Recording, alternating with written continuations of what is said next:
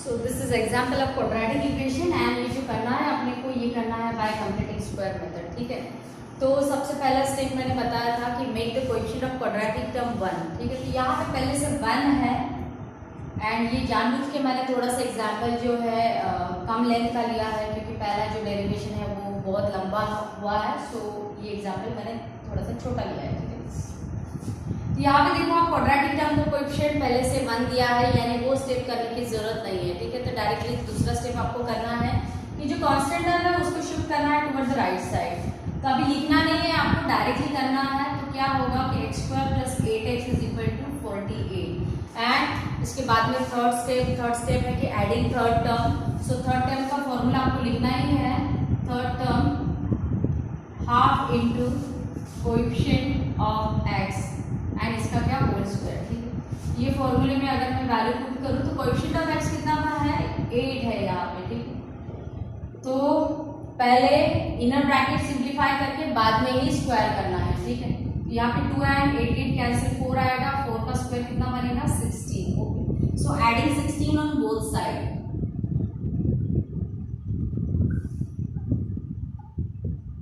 तो 16 ऐड करने के बाद क्या होगा कि x² + 8x + 16 = 48 + 16।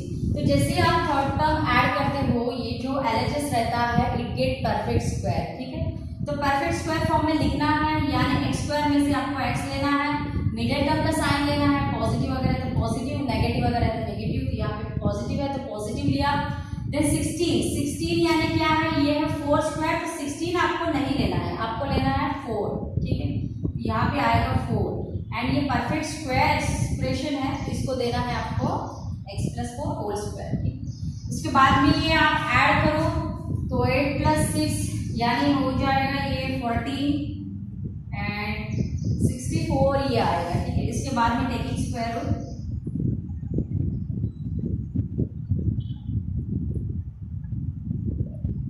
तो इसका स्क्वायर रूट आएगा, क्योंकि ये तो परफेक्ट स्क्वायर है, तो x + 4 एंड 64 का जो स्क्वायर रूट है वो नेगेटिव पॉजिटिव रहेगा, ±8। ठीक है, यानी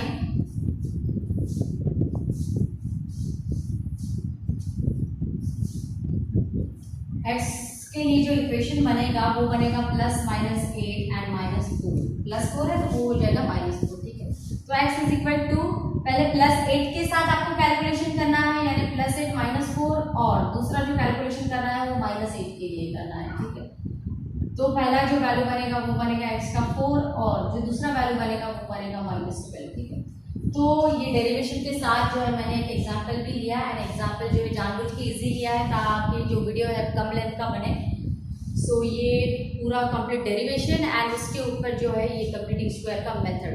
ठीक है, so I hope कि you understand all this question and derivation.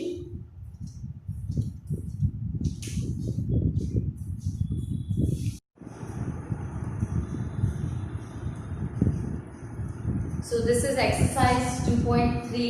okay, and question ये है कि solve this quadratic equation by completing square method। ठीक है, तो ऐसा क्वेश्चन में दिया है। तो first example, first quadratic equation जो दिया है x² + x - 20 = 0। ठीक है, तो सबसे पहला जो स्टेप है कि make the coefficient of quadratic term 1। तो इसमें जो है क्वाड्रेटिक टर्म का कोएफिशिएंट पहले से 1 है, तो वो स्टेप करने की जरूरत नहीं है, डायरेक्टली जो है start from the second step. So second step जो है वो है कि कांस्टेंट टर्म को जो है वो आपको शिफ्ट करना है टुवर्ड द राइट साइड। ठीक है, राइट साइड में शिफ्ट करो आप, क्या होगा कि x² + x = 20। ठीक है, एंड इसके बाद में क्या करना है, तीसरा स्टेप जो है वो है adding third term. So third term आपको ऐड करना है। So third term is half into coefficient of x and whole square. ठीक है, सो कोएफिशिएंट ऑफ ब्रैकेट के अंदर है half into coefficient of x। Okay, so half into coefficient of x, तो coefficient of x यहाँ पे कितना है, नहीं है, यानी 1 है। सो 1², सो 1/2 इनटू 1 यानी 1/2 ही होगा, तो यहाँ पे जो है 1/2 होल स्क्वायर, बस स्क्वायर फॉर्म में ही लिखना है एंड उसके बाद में क्या करना है कि adding third term on both side. तो दोनों साइड में जो है थर्ड टर्म ऐड करना है। सो क्या होगा, यहाँ पे आपको ऐड करना है। So x square plus x third term is 1/2 whole square is equal to 20 plus 1/2 whole square. ठीक है, एंड यहाँ से कैलकुलेशन कंप्लीट करना है। तो जैसे ही आप थर्ड टर्म ऐड करोगे तो ये जो एलएचएस है इट गेट परफेक्ट स्क्वायर। तो इसको परफेक्ट स्क्वायर फॉर्म में लिखना है, यानी एक्स स्क्वायर में से एक्स लेना है, मिडिल टर्म का sign, so middle term sign is positive and 1/2 square. तो यहाँ पे लेना है 1/2 एंड इसका होल स्क्वायर इक्वल। यहाँ पे कैलकुलेशन कंप्लीट करो। सो 20 एज इट इज 1/2 का स्क्वायर यानी इट इज 1/4। सो 4 into 20 यानी 80 plus 1 is 81 dividing by 4 x plus 1/2 whole square. इसके आगे क्या करना है कि taking square root on both side. So taking square root,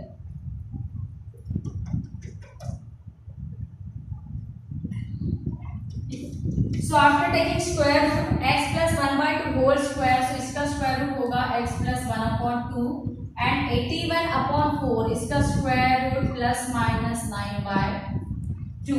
ठीक है, 81 का स्क्वायर रूट 9 एंड 4 का square root 2। So simplify for the x, so x is equal to, जैसे ये पॉजिटिव 1/2 है so it get minus 1/2 plus minus 9/2। So x is equal to minus, यहाँ पे देखो आप ये डिनोमिनेटर सेम है तो सेम डिनोमिनेटर लेना है आपको, -1 प्लस 9 डिवाइडिंग बाय 2 और -1 minus 9 dividing by 2। Okay, so x is equal to -1 and plus 9 यानी कैलकुलेशन होगा +8 डिवाइडिंग बाय 2 और यहाँ पे -1 माइनस 9 यानी -10 dividing by 2। So x is equal to 4 और x is equal to -5। So this is solution for this question. Okay,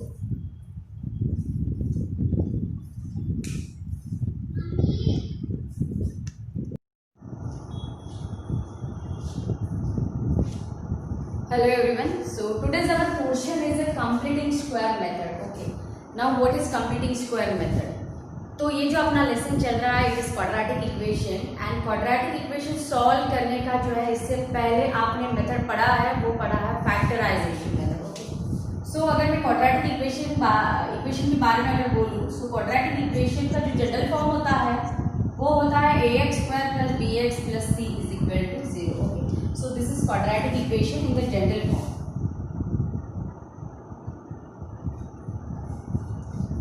तो इसको solve करने का जो मेथड था वो आपने देखा है सबसे पहले फैक्टराइजेशन मेथड। सो फैक्टराइजेशन मेथड से जो है आपने इसको सॉल्व किया है। Now to solve quadratic equation there is another method, one more method. तो और एक मेथड उन्होंने दिया है एंड उसका नाम है completing square method. Okay, so completing square method is a method. ये क्या है कि एक मेथड है टू सॉल्व क्वाड्रेटिक इक्वेशन। तो क्वाड्रेटिक इक्वेशन सॉल्व करने का पहला मेथड जो आपने पढ़ा it is factorization method and जो अभी पढ़ने वाले हैं वो है कंप्लीटिंग स्क्वायर मेथड। ये मेथड का नाम ही है जो क्वाड्रेटिक इक्वेशन सॉल्व करेगा। ठीक है, सो कैसे अप्लाई करना है वो आप अभी देखोगे। सो इसमें जो है कुछ एक पर्टिकुलर स्टेप आपको फॉलो करना पड़ता है एंड तब जाके जो है ये मेथड से you can solve quadratic equation. ठीक है, सो सबसे पहले क्या करना है कि क्वाड्रेटिक इक्वेशन का जनरल फॉर्म आपको लेना है। सो जनरल फॉर्म है ax square plus bx plus c is equal to 0। ठीक है, तो सबसे पहला जो स्टेप है इसमें वो क्या करना है कि क्वाड्रेटिक टर्म का आपको कोएफिशिएंट देखना है। तो क्वाड्रेटिक टर्म का जो कोएफिशिएंट होना है वो होना है 1। जैसे ये केस में क्वाड्रेटिक टर्म है x स्क्वायर। ठीक है, एंड उसका अगर मैं कोएफिशिएंट बोलूं तो कोएफिशिएंट है a। तो ये जो कोएफिशिएंट है ये उसको बनाना है 1। ठीक है, तो 1 बनाने के लिए क्या करना होगा आपको कि वही वैल्यू से जो है डिवाइड करना होगा। So start from quadratic equation and quadratic equation is ax square plus bx plus c is equal to 0। जो पहला स्टेप है मैं यहाँ पे लिख के देने वाली हूँ आपको कि मैं कोएफिशिएंट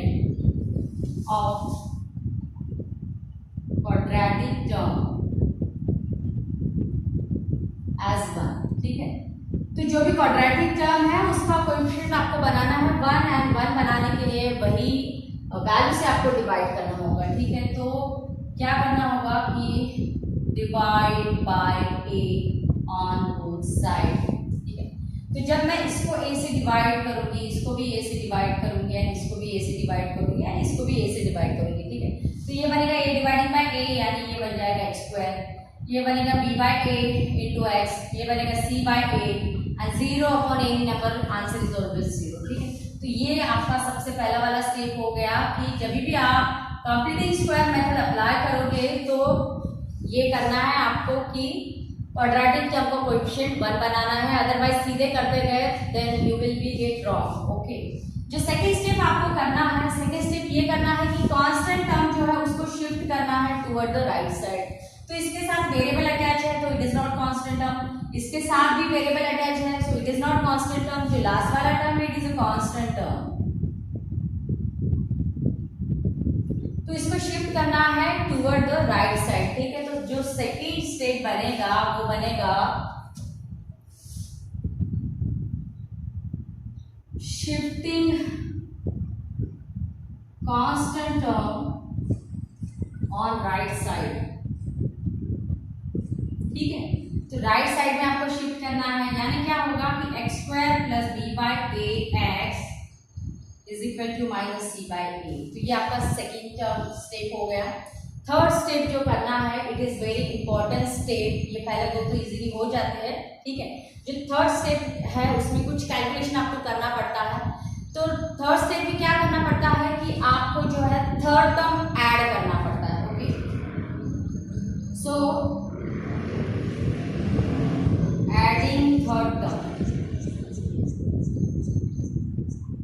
ऑन बोथ साइड, तो दोनों साइड में जो है आपको थर्ड टर्म ऐड करना है। Now what is mean by third term, ये थर्ड टर्म है क्या, ठीक है। सो थर्ड टर्म के लिए जो है there is a formula, what is formula. So third term का फॉर्मूला है half into coefficient of x and इसका क्या होल स्क्वायर, ठीक है। तो third term formula is half into coefficient of x into whole square. तो जो भी आपका क्वाड्रेटिक इक्वेशन है यहाँ से नहीं देखना है, आपको देखना है यहाँ से, ठीक है। तो यहाँ से आपको कोएफिशिएंट ऑफ x देखना है। सो क्या होगा कि half into coefficient of x, now coefficient of x is b by a। अगर आपने यहाँ से लिया तो वो आएगा b, जो रॉन्ग हो जाएगा, ठीक है। तो यही से लेना है आपको b बाय a एंड इसका क्या होगा होल स्क्वायर, ठीक है। सो इसका आप कैलकुलेशन अगर करते हो तो 1 into b is a b and 2 upon 2 into a is 2a and इसका क्या है होल स्क्वायर। तो आपको इसको जो होल स्क्वायर फॉर्म में ही रखना है, अलग से स्क्वायर करने की जरूरत नहीं है, ठीक है। So these are basic 3 steps. पहला स्टेप क्या है कि जो क्वाड्रेटिक टर्म है उसका कोएफिशिएंट 1 बनाना है। दूसरा जो स्टेप है उसमें क्या करना है कि जो कांस्टेंट टर्म है उसको शिफ्ट करना है टुवर्ड द राइट साइड। तीसरा स्टेप क्या करना है कि थर्ड टर्म आपको कैलकुलेट करना है, this is formula for the third term and generally जो है ये आपका थर्ड टर्म आएगा जब आप प्रॉब्लम सॉल्व करोगे तो बी एंड ए रिप्लेस हो जाएगा कोई भी नंबर से, ठीक है। एंड ये तीसरा ही स्टेप चल रहा है कि एडिंग थर्ड टर्म। तो थर्ड टर्म आपने कैलकुलेट कर लिया, अभी उसमें उसको क्या करना है एडिंग करना है। तो मैं इसको बाद में लिख लेती हूँ।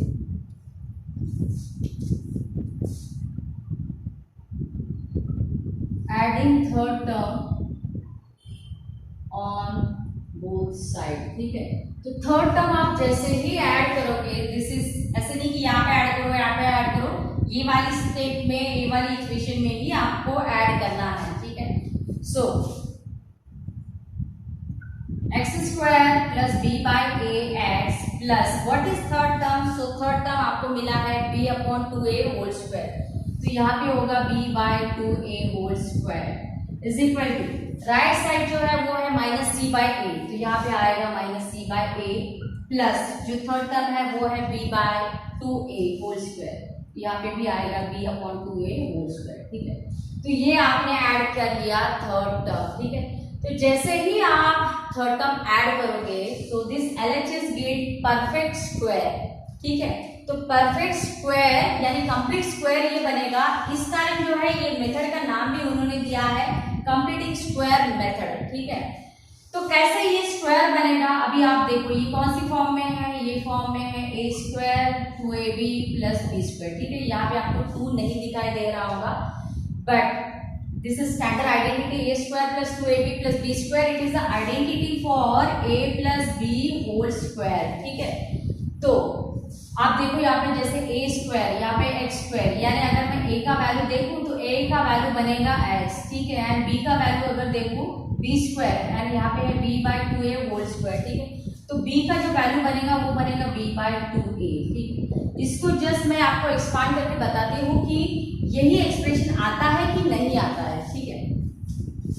सो x plus b/2a whole square, अगर मैं इसको एक्सपांड करूँ तो क्या होगा, यही आइडेंटिटी से a स्क्वायर, यानी क्या बनेगा x square plus 2a into b, so this is a value, this is b value, so 2 into x into b/2a plus b square, तो b स्क्वायर यानी क्या कि b/2a होल स्क्वायर, ठीक है। तो यहाँ पे देखो मिडिल टर्म में क्या होता है कि 2 कैंसिल होगा, यानी ये क्या बनेगा x स्क्वायर प्लस xb/a, यानी जैसे आपने लिखा है अपने यहाँ पे जैसे लिखा है वो क्या है b/a into x plus b/2a and whole square, ठीक है।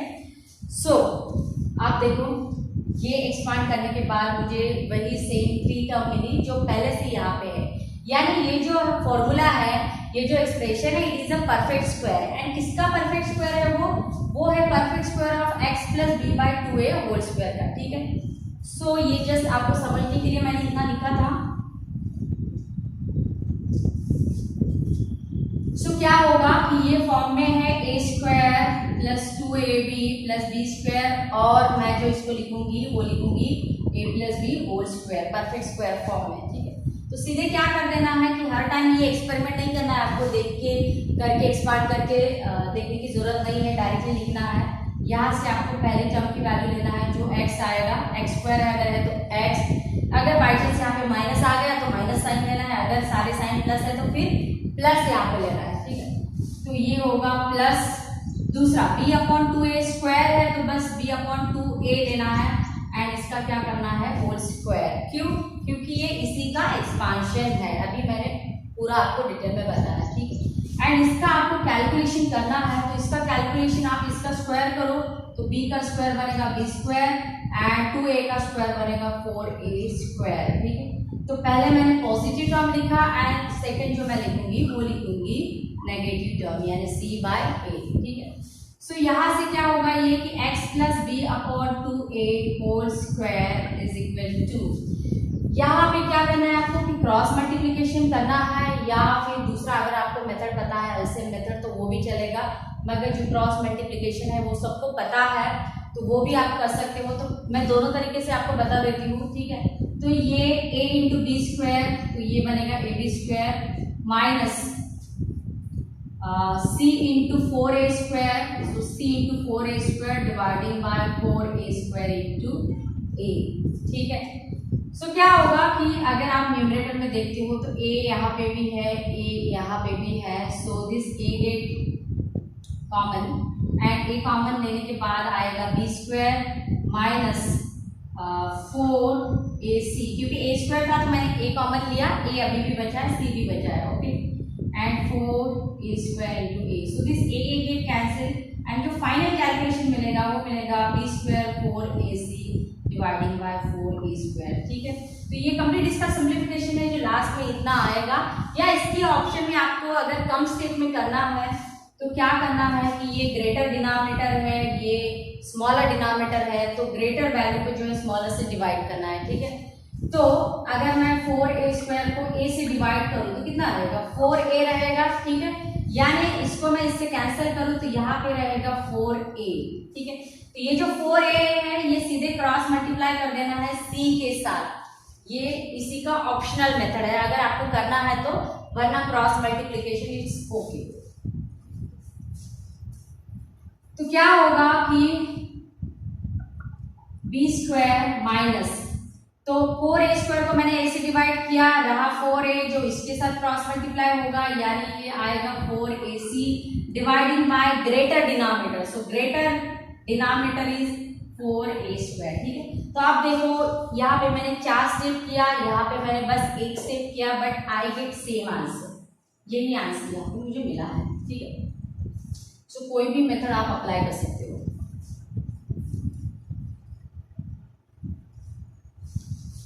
तो क्या होगा कि x + b/2a² एंड इसका पूरा कैलकुलेशन करने के बाद कोई भी मेथड से आपको ये वाला आंसर मिलने वाला है b² - 4ac divided by 4a², ठीक है। सो इसके बाद में क्या करना है कि आपको तो क्वाड्रेटिक इक्वेशन सॉल्व करना है। क्वाड्रेटिक इक्वेशन सॉल्व करना है यानी क्या कि x का वैल्यू फाइंड आउट करना है, ठीक है। तो यहाँ से आपको x का वैल्यू फाइंड आउट करना है, तो टेकिंग स्क्वायर रूट आपको करना है यहाँ पे, ठीक है। तो यहाँ पे नेक्स्ट स्टेप करना है taking square root on both side.